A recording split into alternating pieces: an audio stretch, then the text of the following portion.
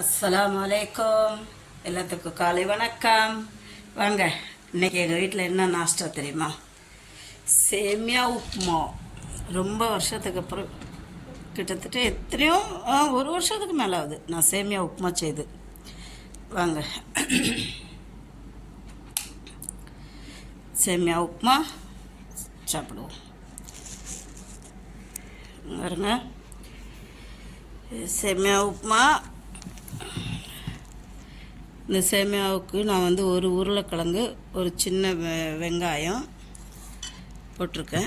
சூப்பராக இருக்கும். அப்புறம் ஒரு காஃபி, ப்ரூ காஃபி.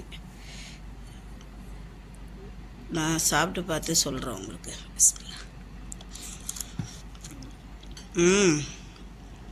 சூப்பராக இருக்குது. வாங்க, பிஸ்மில்லா, நீங்களும் சாப்பிட்லாம். இந்த சேமியா பாத்து ரொம்ப ஈஸியாக செய்யலாம். சேமியா இருந்துச்சிங்களா, ஒரு வெங்காயம், தக்காளி, கொஞ்சம் இஞ்சி பூண்டு பேஸ்ட்டு வதக்கி விட்டு, நான் இதில் சிறுபயிறு குழம்புக்கு ஊற வச்சுருந்தேன், அதுவும் போட்டிருக்குறேன். இந்த வெங்காயம் வதங்குறப்போ, வெங்காயம் உருளைக்கிழங்குலாம் வதக்குறோம்ல, அப்போ கொஞ்சம் பாசிப்பருப்புன்னுவாங்கள்ல, அதை சிறுபயிறுன்னுவாங்க.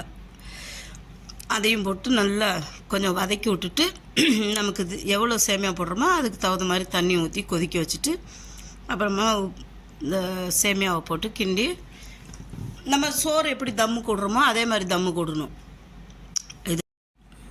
இந்த சேமியா உப்புமா ரொம்ப ஈஸியாக செய்யலாம்.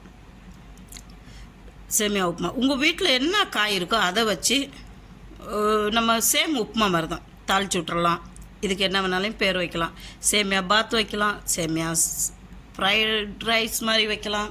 சூப்பராக இருக்கும். நான் இந்த சேமியாவில் ஃப்ரைட் ரைஸ் பண்ணுவேன். அப்புறம் குஷேரின்னு சொல்லுவாங்க அரபியில். இது கூட மக்ரோனா, இந்த சேமியா இதெல்லாம் போட்டு குஷேரி செய்வோம். அதுலேயும் பருப்பு செய்கிறோம், அரிசி எல்லாம் செய்யலாம். சூப்பராக இருக்கும் குஷேரி பண்ணுறது. பாருங்கள் எப்படி இருக்குது பார்த்தீங்களா? சூப்பராக இருக்கும். சாப்பிடாதவங்க கூட சாப்பிடுவாங்க. நல்லா டேஸ்ட்டாக இருக்கும். இந்த சேனல் பிடிச்சிருந்தா ஷேர் பண்ணுங்கள், சப்ஸ்கிரைப் பண்ணுங்கள், லைக் பட்டனை ப்ரெஸ் பண்ணுங்கள். வாங்க, காஃபி குடிங்க. சூப்பராக இருக்கும் காலையில் காஃபி. எங்கள் கத்தாழை செடி அவர் எவ்வளோ ஹாயாக உட்காந்துட்டுருக்காரு. நான் சாப்பிட்டு பார்த்து சொல்கிறேன் எப்படி இருக்குன்னு.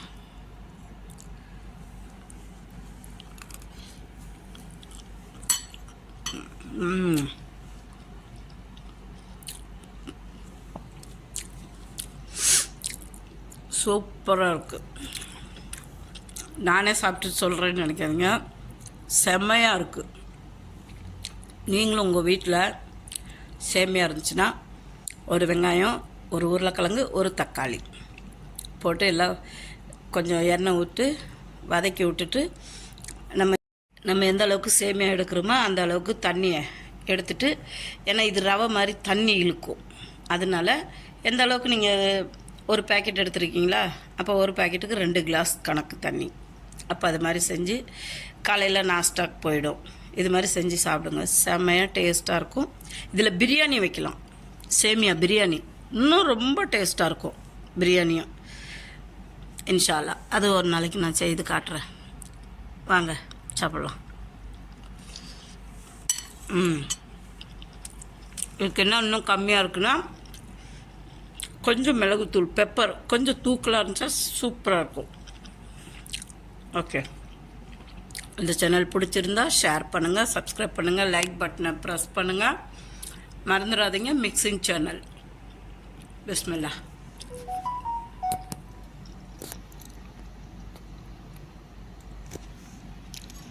வாங்க.